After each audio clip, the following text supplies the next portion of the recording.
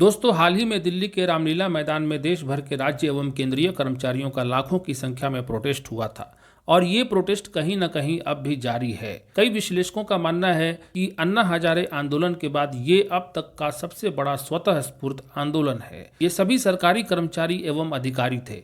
इन सरकारी कर्मचारियों का जनहित में देश को चलाने, ग्राउंड लेवल पर सरकारी नीतियों को लागू करने और सरकारी कामकाज को निपटाने में महत्वपूर्ण भूमिका होती है।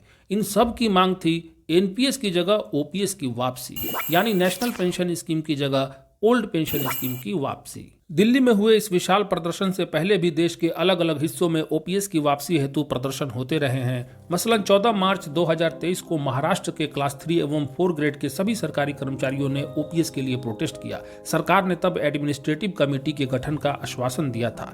महाराष्ट्र में साल 2005 में ओपीएस को समाप्त कर एनपीएस सभी सरकारी कर्मचारियों के लिए अनिवार्य कर दिया गया था। नवंबर 2022 में उत्तर प्रदेश के लाखों शिक्षकों एवं शिक्षा मित्रों ने उत्तर प्रदेश प्राथमिक शिक्षक संघ के बैनर तले ओपीएस की वापसी हेतु प्रदर्शन किया था। 19 फरवरी 2023 को हरियाणा के पंचकूला में सरकारी कर्मचारियों का ओपीएस हेतु प्रदर्शन हुआ।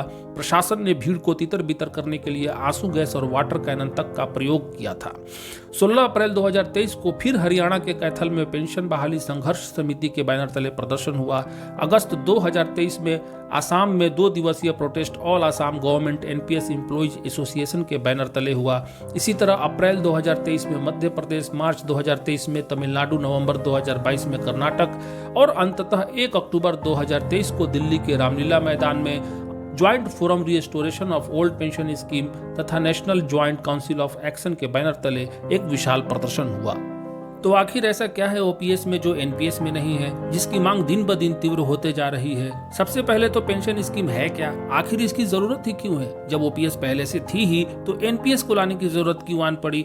अब जब एनपीएस लागू है तो वापस से ओपीएस में क्यों जाना चाहते हैं लोग? इन सब पर विस्तृत चर्चा करेंगे। लेकिन उससे पहले अगर आपने अभी तक चैनल को सब्सक्राइब नहीं किया है तो कृपया करके सब्सक्राइब कर लें। कमेंट में आप अपनी राय रख सकते हैं। 22 दिसंबर साल 2003 को वित्त मंत्रालय आर्थिक कार्य विभाग द्वारा एक अधिसूचना जारी की जाती है, जिसके तहत तत्कालीन मौजूदा पेंशन प्रणाली यानी ओल्ड पेंशन स्कीम को हटाकर 1 जनवरी 2004 से या उसके बाद की सभी नई केंद्रीय भर्तियों के लिए अंशदान वाली पेंशन प्रणाली यानी एनपीएस को अनिवार्य कर दिया जाता है। तब केंद्र में अटल जी की सरकार थी। कांग्रेस तथा अन्य क्षेत्रीय दलों वाली राज्य सरकारों द्वारा भी इस स्कीम यानी एनपीएस को पसंद किया गया और धीरे धीरे उन्होंने भी इसे अपने राज्यों में लागू किया। पश्चिम बंगाल ऐसा राज्य था जिसने अंशदान वाली इस पेंशन स्कीम को अपने राज्य में लागू नहीं होने दिया, क्योंकि इनका मानना था कि ये स्कीम जन विरोधी है। बहरहाल तब से लेकर अब तक एनपीएस यानी नेशनल पेंशन स्कीम लागू है। हालांकि सशस्त्र बल को इस स्कीम से बाहर रखा गया, यानी कि उन्हें ओल्ड पेंशन स्कीम के तहत ही पेंशन प्राप्त होते रहेगा। इस तरह हमारे देश भारत में अब 2 तरह के पेंशनर्स हैं, ओल्ड पेंशनर्स और न्यू पेंशनर्स। आइए अब समझते हैं कि पेंशन है क्या, इसकी जरूरत क्यों है। दोस्तों, पेंशन एक सेवानिवृत्ति बचत स्कीम है जो रिटायरमेंट के बाद वृद्धावस्था में कर्मचारियों को राशि के रूप में प्रदान की जाती है।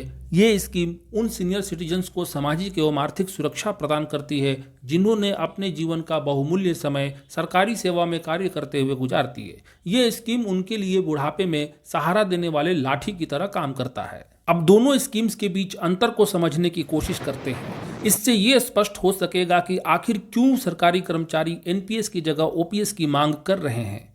पहला और सबसे बड़ा फर्क यह है कि एनपीएस यानी नेशनल पेंशन स्कीम अंशदान आधारित पेंशन स्कीम है। इस स्कीम में आने वाले सभी सरकारी कर्मचारियों को अपनी बेसिक सैलरी प्लस महंगाई भत्ते का 10% प्रति माह अंशदान करना पड़ता है, जबकि ओपीएस यानी ओल्ड पेंशन स्कीम में गवर्नमेंट एम्प्लॉइज की सैलरी से किसी भी तरह की कटौती नहीं होती है, यानी पेंशन प्राप्ति हेतु उन्हें किसी तरह का अंशदान नहीं करना होता है। दूसरा, ओपीएस में पेंशन की राशि लगभग निर्धारित या निश्चित होती है, जो किसी कर्मचारी को प्राप्त आखिरी सैलरी यानी रिटायरमेंट से ठीक पहले प्राप्त बेसिक सैलरी का 50% या सेवानिवृत्ति से पहले पिछले 10 महीनों में प्राप्त सैलरी के औसत का 50% या दोनों में जो अधिक हो वो प्राप्त होता है। इससे अमुक कर्मचारी को ये पता होता है कि उसे कितना पेंशन मिलने वाला है। जबकि एनपीएस यानी कि नेशनल पेंशन स्कीम में पेंशन पूर्णतः निवेश तथा मार्केट रिटर्न्स पर निर्भर करता है। इसकी चर्चा हम आगे करेंगे। इससे कर्मचारियों के बीच पेंशन को लेकर एक अनिश्चितता बनी रहती है। तीसरा, ओपीएस में आने वाले पेंशनर्स को हर 6 माह पर डीए यानी डेयरनेस अलाउंस यानी महंगाई भत्ते का लाभ मिलता है। इसके अलावा सरकार जब जब वेतन आयोग यानी पे कमीशन का गठन करती है तो पेंशनर्स की सैलरी भी रिवाइज हो जाती है यानी बढ़ जाती है, जबकि एनपीएस में आने वाले पेंशनर्स को इन दोनों में से किसी का लाभ नहीं मिलता। ओपीएस में आने वाले सरकारी कर्मचारियों को रिटायरमेंट के समय सरकार द्वारा अधिकतम 20 लाख रुपए तक की ग्रेच्युटी मिलती है। ये राशि पूर्णतः सरकार द्वारा दी जाती है, जबकि एनपीएस में ग्रेच्युटी का प्रावधान नहीं है। हाँ, पेंशन फंड में सरकारी कर्मचारी द्वारा प्रति माह जमा किए गए 10%, सरकार द्वारा दिए गए 14% और इन सब पर प्राप्त रिटर्न्स को मिलाकर कुल राशि का 60% एक मुश्त प्राप्त कर सकता है। इसे आप ग्रेच्युटी मानिए या जीपीएफ यानी जनरल प्रोविडेंट फंड, जो कि ओल्ड पेंशन स्कीम में अवेलेबल है।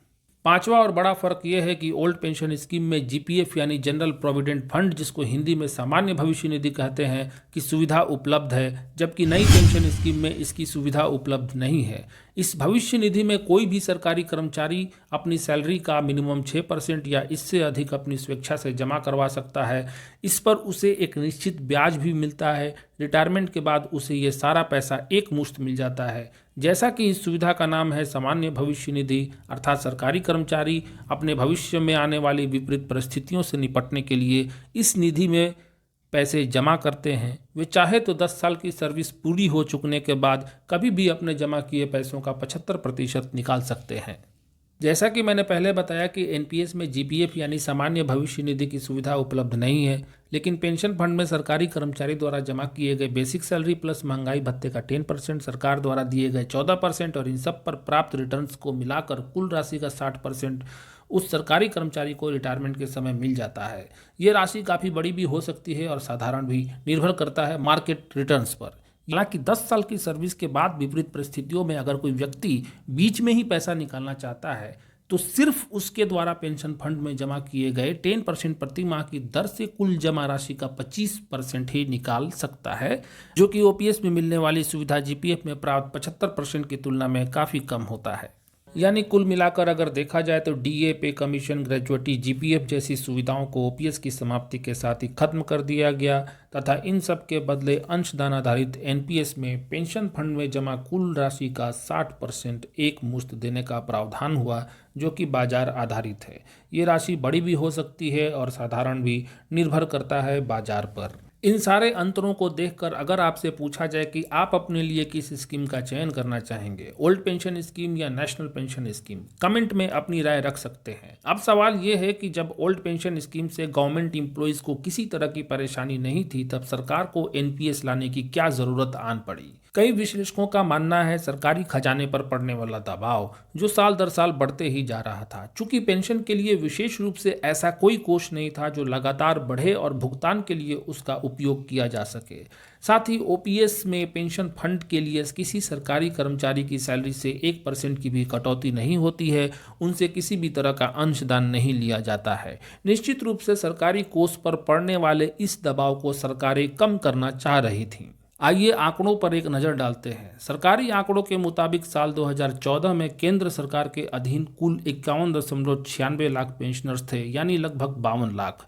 31 मार्च 2022 तक पेंशनर्स की कुल संख्या बढ़कर 69,76,240 हो जाती है, यानी 8 सालों में पेंशनर्स की संख्या में लगभग 17,80,240 की बढ़ोतरी देखने को मिलती है। इन आंकड़ों से हमें ये पता नहीं चलता कि इसमें कितने ओल्ड पेंशनर्स हैं और कितने न्यू पेंशनर्स, लेकिन हमें ये पता चल जाता है कि पेंशनर्स की संख्या में कितनी बढ़ोतरी या कितने प्रतिशत बढ़ोतरी देखने को मिलती है। वित्तीय वर्ष 2013-14 में केंद्र सरकार द्वारा पेंशन पर किया जाने वाला कुल खर्च 1,04,000 करोड़ था। वहीं वित्तीय वर्ष 2021-22 में पेंशन पर किया जाने वाला कुल खर्च बढ़कर 2,54,284 करोड़ हो जाता है।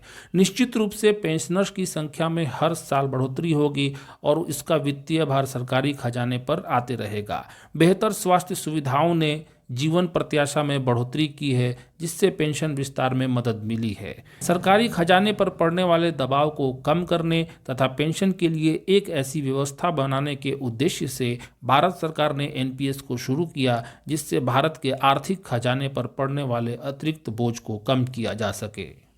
आइए एनपीएस से जुड़े कुछ बिंदुओं पर नजर डालते हैं। 1 जनवरी 2004 से या उसके बाद की सभी नई भर्तियों के लिए एनपीएस अनिवार्य है। सशस्त्र सेना बल को इससे बाहर रखा गया है। वर्ष 2013 में पीएफआरडीए यानी pension fund regulatory and development authority act बनता है, जो पीएफआरडीए नाम से ही नियामक संस्था बनाने और इस संस्था को नेशनल पेंशन सिस्टम से जुड़े सारे कामकाज को संचालित करने, देखरेख करने तथा निष्पादन का अधिकार देता है। एनपीएस में आने वाले सभी कर्मचारियों को प्रान यानी परमानेंट रिटायरमेंट अकाउंट नंबर प्रदान किया जाता है। 12 अंकों का ये यूनिक नंबर किसी कर्मचारी द्वारा जॉब चेंज करने पर भी सेम ही बना रहता है। इसमें सरकारी कर्मचारी को अपनी बेसिक सैलरी प्लस डीए का 10% कंट्रीब्यूट करना होता है और सरकार भी उतना ही यानी 10% कंट्रीब्यूट करती थी, जिसे साल 2019 में बढ़ाकर 14% कर दिया गया। अब इस जमा राशि को पीएफआरडीए एक्ट में बताए गए पैटर्न के आधार पर पेंशन फंड मैनेजर्स मसलन LIC pension fund, SBI pension fund, HDFC pension management और अन्य भी बाजार में निवेश करते हैं। पहले सरकारी कर्मचारियों के पास इन पेंशन फंड मैनेजर्स को इच्छानुसार चुनने की छूट नहीं थी, लेकिन अप्रैल 2019 में सरकारी कर्मचारियों को इच्छानुसार पेंशन फंड मैनेजर्स को चुनने की छूट दी गई। कोई कर्मचारी जोखिम उठाने की क्षमता और रिटर्न की उम्मीदों के आधार पर पेंशन फंड मैनेजर एवं योजना का चयन करता है या स्थानांतरित भी कर सकता है। बाजार में निवेश की गई राशि पर प्राप्त लाभ सरकारी कर्मचारी के खाते में जमा होते रहता है। ये लाभ कम, साधारण या ज़्यादा भी हो सकता है। सब कुछ निर्भर करता है बाजार पर। मैच्योरिटी यानी रिटायरमेंट के बाद कर्मचारी कुल जमा राशि का एक मुश्त 60% निकाल सकता है, जो कि टैक्स फ्री होता है। बाकी के 40% का इस्तेमाल उसे पीएफआरडीए में पंजीकृत एलआईसी सहित अन्य कंपनियों में से किसी एक से एन्युटी यानी कि वार्षिकी खरीदने में करना पड़ता है। वही कंपनी उसकी जमा राशि के आधार पर उसके द्वारा चुनी गई योजना के अंतर्गत पेंशन की गणना करके प्रतिमाह पेंशन देती है। यानी कि पेंशन डायरेक्टली सरकार नहीं देती, पेंशन वो कंपनी देती है जिससे आपने एन्युटी यानी कि वार्षिकी खरीदा है। पेंशन की ये राशि किए गए निवेश, चयनित योजना तथा बाजार पर निर्भर करती है, जिससे पेंशन को लेकर अनिश्चितता बनी रहती है, जैसा कि मैंने वीडियो की शुरुआत में बताया था। बाजार आधारित इस पेंशन योजना का एक नकारात्मक बिंदु ये भी हो सकता है कि निचले स्तर पर काम करने वाले बहुतेरे सरकारी कर्मचारी मसलन माली, सफाई कर्मचारी, पियून, ड्राइवर, हाउसकीपिंग, इससे थोड़ा ऊपर जाए तो बहुतेरे शिक्षक वर्ग, क्लर्क, टाइपराइटर, कंप्यूटर ऑपरेटर, अर्दली आदि बाजार के उतार चढ़ाव से लगभग अनभिज्ञ हो सकते हैं, जिससे सही योजना के चयन के अभाव में उन्हें वो लाभ नहीं मिल पाता जिसकी उन्हें आशा होती है। जानकारी के अभाव में बाजार में निवेश एक जोखिम भरा कदम हो सकता है या कम लाभप्रद हो सकता है। संभवतः यही कारण है कि अधिकतर तृतीय एवं चतुर्थ वर्ग के कर्मचारी ओपीएस की मांग के साथ सड़कों पर है। जैसा कि मैंने पहले बताया कि ओपीएस पे पेंशन की राशि लगभग निर्धारित होती है, यानी कि किसी कर्मचारी को प्राप्त आखिरी बेसिक सैलरी प्लस महंगाई भत्ते का 50%। ये भुगतान सरकार के द्वारा किया जाता है, बाजार से इसका कोई लेना देना नहीं होता। लंबे समय से एनपीएस वर्सेज ओपीएस को लेकर चल रहे आंदोलन से राजनीति भी काफ़ी तेज हो गई है। केंद्र सरकार ने लगभग तय कर दिया है कि वो ओपीएस पर वापस नहीं लौट रही है। हाँ, एनपीएस में सुधार की बात ज़रूर कर रही है, जिसमें किसी कर्मचारी को 40 से 45% पेंशन सुनिश्चित हो सके।